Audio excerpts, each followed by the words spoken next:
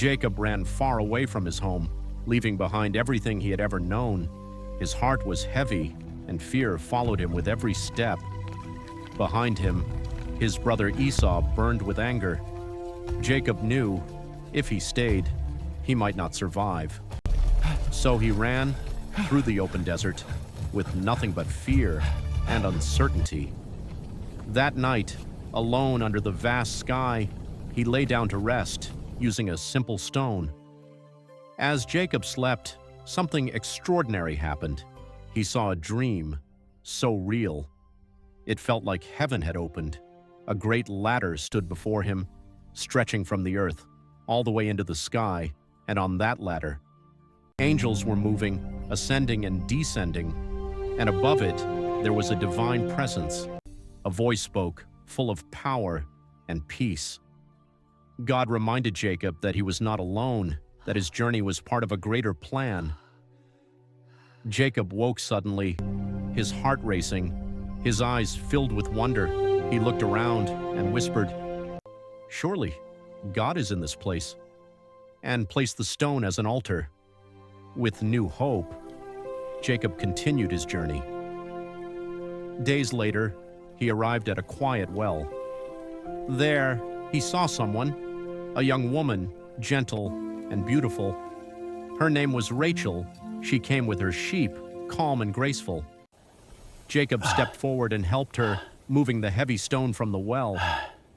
In that moment, something changed inside him. This was no accident. This meeting was part of his destiny. Rachel brought Jacob to her family. Her father, Laban, welcomed him warmly. Jacob stayed and began to work. Day after day, he labored in the fields, under the sun, through the dust, but his heart stayed focused on one thing: Rachel. He loved her deeply. So when the time came, he made an offer. He would work 7 long years just to marry her.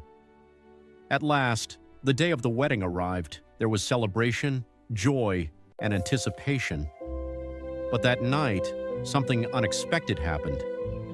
In the darkness, Jacob did not realize that the woman beside him was not Rachel. Morning came, and the truth was revealed. It was Leah. Jacob was shocked, confused, and hurt. He confronted Laban, but Laban calmly explained, "This is our custom." Jacob faced a difficult choice, but his love for Rachel was stronger than his pain, so he agreed to work even more years. And finally, he married Rachel, the woman he had waited for. His joy returned, but not everything was peaceful. Leah felt unseen, unloved, and forgotten, and time continued to pass. Leah was blessed with children, one after another. She hoped Jacob would finally love her, but his heart still belonged to Rachel. Rachel watched with sadness. She longed for a child of her own. She prayed with tears in her eyes.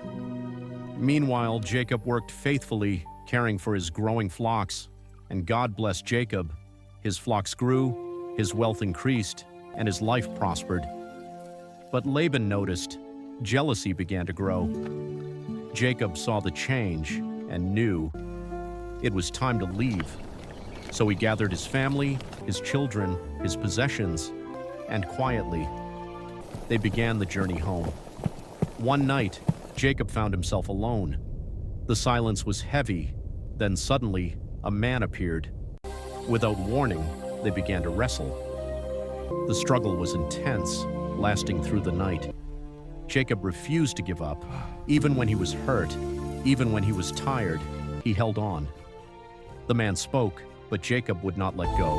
"I will not leave unless you bless me." In that moment, everything changed.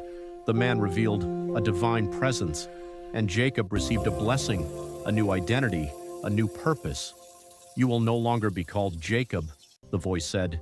"From now on, you will be called Israel, because you have struggled and overcome." As the sun rose, Jacob stood, forever changed. He walked forward with a limp, but with a stronger spirit, and his family stood beside him. But one fear still remained: Esau. Jacob remembered his brother's anger, so he made a plan.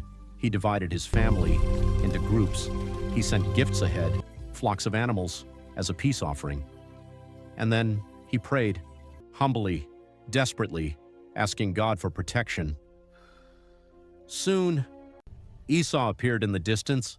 Jacob stepped forward and bowed low to the ground again and again. But something unexpected happened. Esau ran toward him, not with anger, but with open arms.